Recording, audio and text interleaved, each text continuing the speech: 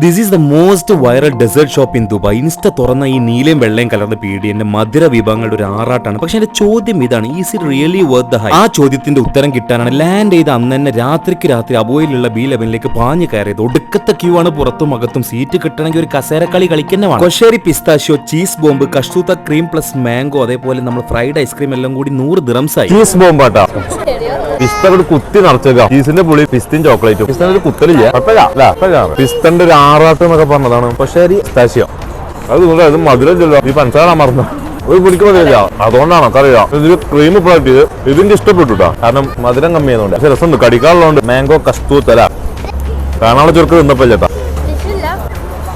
ലോട്ടസിൽ മുക്കിയ fried ice cream.